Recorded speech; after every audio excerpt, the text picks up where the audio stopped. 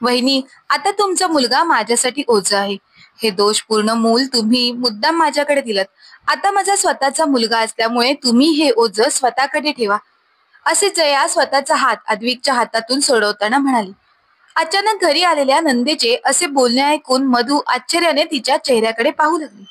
आपली नणंद असे बोलत आहे यावर मधूचा विश्वासच बसत नव्हता. अवघ्या 3 वर्षापूर्वी तिची नणंद अद्विकला मिळवण्यासाठी पाय धरायलाही तयार होती. मधुला आता हॉस्पिटल मधला तो दिवस आठवू लागला जेव्हा तिने अद्विक आणि आरोहीला जन्म दिला होता. तेव्हा मधुला किती आनंद झाला होता की तिने जुळ्या बाळांना जन्म दिला आहे आणि तिचं कुटुंब पूर्ण झालं आहे. त्यावेळी मधु बेडवर आराम करत होती. तिच्या चेहऱ्यावर थकवा आणि ममता दोन्ही गोष्टी दिसत होत्या.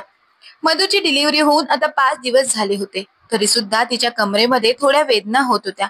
तिला ज्या बेडवर झोपवण्यात आली होती त्याच्या बाजूला 2 छोटे पाळणेत होते. त्यामध्ये 2 जुळी बाळे झोपेत हलकीशी हसत होती. तेवढ्यात दारावर मंद टकटक झाली. सासूबाई अर्चनाताईंनी जाऊन दरवाजा उघडला तेव्हा त्यांच्या समोर त्यांची मुलगी जया हातात फुलांचा गुच्छ घेऊन उभी होती. आत येऊन तिने आपल्या वहिनीची तब्येत विचारली. मग काही वेळ शांत झाल्यावर तिने एक दीर्घ श्वास घेतला आणि म्हणाली, वहिनी, मला तुला काहीतरी सांगायचं आहे. मधू हळूच म्हणाली, बोला ताई, तुम्हाला काय सांगायचं आहे? जयाचे डोळे ओले झाले. ती थरथरत्या स्वरात म्हणाली, वहिनी, तुला माहित आहे माझ्या लग्नाला 5 वर्ष झाली आहेत, तरीही आजपर्यंत मी आई होऊ शकले नाही आणि तू तर जुळ्या मुलांना जन्म दिला आहेस. तू तुमचा मुलगा मला दे ना. हे ऐकून मधू हादरली. तेव्हा अर्चनाताई आपल्या मुलीला म्हणाल्या, जया, तू अजून थांबायला हवं. हे लहान मूल आहे, कोणतं खेळणं नाही आहे जे तुझ्या पिशवीत ठेवता येईल. तिने आपल्या वहिनीकडे आशाळभूत नजरेने पाहिले आणि म्हणाली, वहिनी, तू आई झाली आहेस, प्लीज माझी झोली भर ना. मी खूप तुटले आहे. मला वाटत होते की तू जुळ्या मुलांना जन्म देशील तेव्हा त्यातील एक मूल मला देशील. वहिनी, प्लीज वहिनी, मला तुमचा मुलगा द्या. तू पुन्हा आई होशील. तुला पुन्हा मुलगा होईल, पण माझ्यासाठी हा नेहमीच माझा मुलगा असेल. मधूचं मन आपल्या नंदेच्या डोळ्यातील अश्रू पाहून विचलित होऊ लागले.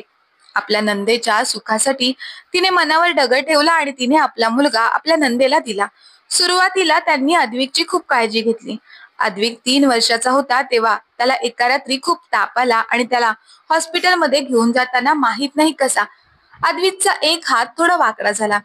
तेव्हापासून जया थोडी अस्वस्थ होऊ लागली होती. काही दिवसांनंतर योगायोगाने ती स्वतः गर्भवती झाली आणि आता तिचा मुलगा झाला तेव्हापासून तिच्या मनात हा विचार चालू होता की आता आपण अद्विकला सोबत ठेवायचं नाही. आणि आज ती सुद्धा अद्विकला परत करायला आली होती. जयाचे बोलणे ऐकून छोटासा अद्विक रडत म्हणाला, आई, मला सोडून जाऊ नकोस.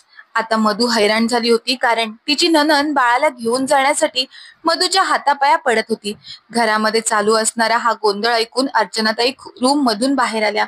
जेव्हा त्यांना सर्व गोष्टी समजल्या तेव्हा त्या आपल्या मुलीवर रागवल्या आणि म्हणाल्या, जया, तू हे काय करत आहेस? अद्विक तुलाच त्याची आई समजतो, त्यामुळे तू अशा प्रकारे तुझी जबाबदारी झटकू शकत नाहीस. मी तुला किती वेळा समजावून सांगितलं की तू वहिनीचं बाळ दत्तक घेऊ नकोस, परंतु तू माझं काहीच ऐकलं नाहीस. तू मला शब्द दिला होतास की तू अद्विकची खूप चांगल्या प्रकारे काळजी घेशील, परंतु आज तू दिलेल्या शब्दापासून आणि जबाबदारीपासून दूर जाण्याचा प्रयत्न करत आहेस. आणि तू काय म्हणत आहेस की माझ्या सुनेने तुला सदोष मुलगा दिला आहे. अगं, तूच हट्ट करून सुनबाईच्या मुलाला घेऊन गेलीस आणि माझ्या सुनेच्या मांडीवर फक्त मुलगी ठेवलीस.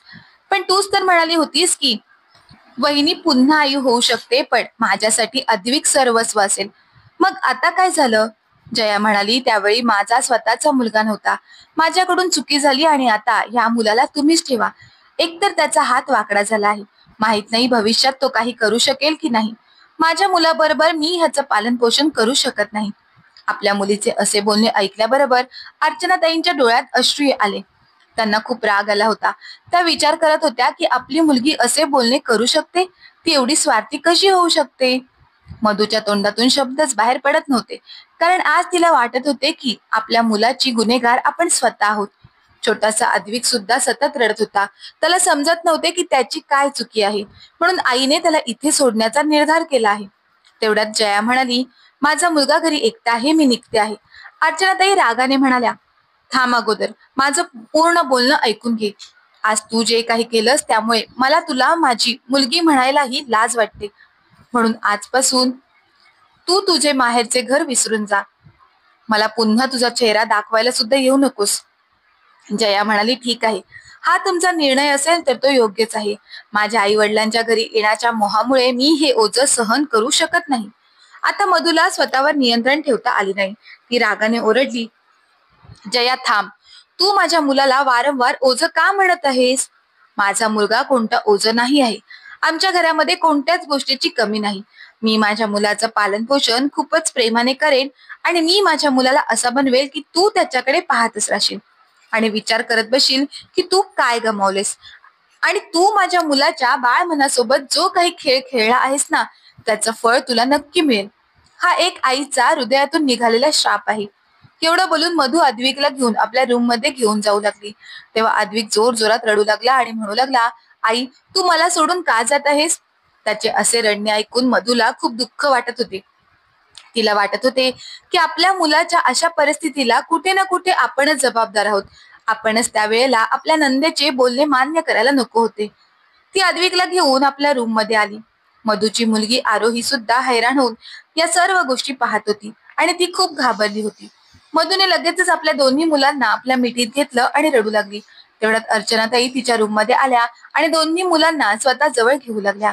कारण आता त्यांना आपल्या मुलीच्या वागण्याने खूप मोठी ठेच लागली होती. तिकडे जयाला वाटले की आपण त्या मुलापासून स्वतःची सुटका करून घेतली आहे, परंतु तिच्यासोबत भविष्यात काय घडणार आहे याचा तिला थोडा सुद्धा अंदाज नव्हता. हळूहळू वेळ निघून गेली. वेळेनुसार हळूहळू अद्विक सुद्धा मोठा होऊ लागला आणि त्याला आपले खरे आई बाबा कोण आहेत हे समजू लागले आणि तो आपल्या बहिणीबरोबर मोठ्या आनंदाने राहू लागला. भलेही त्याचा एक हात थोडा वाकडा झाला होता, परंतु तो खूप हुशार होता. तो जेव्हापासून शाळेत जाऊ लागला तेव्हापासून तो त्याच्या वर्गात पहिला नंबर काढू लागला.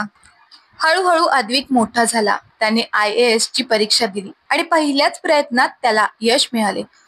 त्याच्या या यशाने घरामध्ये आनंदाला उधाण आले. वस्तीमध्ये त्याच्या यशाचं सेलिब्रेशन होऊ लागलं. टीव्ही मध्ये आणि वृत्तपत्रांमध्ये त्याच्या यशाची बातमी आली. आज अर्चनाताईंना सुद्धा आपल्या सुनेचा अभिमान वाटत होता, कारण तिने एका चांगल्या आईची भूमिका पार पाडताना आपल्या मुलाला खूप चांगल्या प्रकारे संस्कार दिले होते आणि आपल्या मुलाला एका मोठ्या उंचीवर नेऊन ठेवले होते. तर मधूची मुलगी आरोही सुद्धा एक यशस्वी डॉक्टर बनली होती. तर इकडे जया आपल्या मुलाचे सुरुवातीपासूनच खूप लाड करत होती, परंतु तो हळूहळू अभ्यासामध्ये कमजोर होऊ लागला होता. तो वर्गातील काही मुलांबरोबर अभ्यासाच्या नावाखाली व्हिडिओ गेम खेळत असायचा आणि त्यांच्या घरी जाऊन सिनेमा पाहत असायचा. हळूहळू तो अशा वाईट गोष्टींचा शिकार बनला. मग तो मोठा झाल्यानंतर आजूबाजूच्या मुलींवर वाईट नजर ठेवू लागला. गर्दीच्या ठिकाणी तो मुलींना विनाकारण छेडत असायचा. गर्दी असल्या कारणाने पोलीस त्याला काही बोलत नव्हते, म्हणून दिवसेंदिवस त्याची हिंमत वाढत चालली होती. पण अभ्यासात मात्र त्याचं पूर्णपणे दुर्लक्ष झालं होतं. त्यामुळे कॉलेजच्या परीक्षेमध्ये तो नापास झाला. तो नापास झाल्याची बातमी जेव्हा जयाला समजली तेव्हा तिला खूप राग आला, परंतु तोपर्यंत तिच्या हातातून वेळ निघून गेली होती. तिने रागातच आपल्या मुलाला ओरडा दिला, पण त्या बदल्यात तिचाच मुलगा तिच्यावर हात उगारू लागला. आपल्या मुलाचे असे वागणे पाहून जया सुन्न झाली. जया परेशान होऊन विचार करू लागली की वहिनीची दोन्ही मुले यशस्वी झाली आहेत, माझा मुलगा तर आयुष्यात काहीच चांगले करू शकला नाही.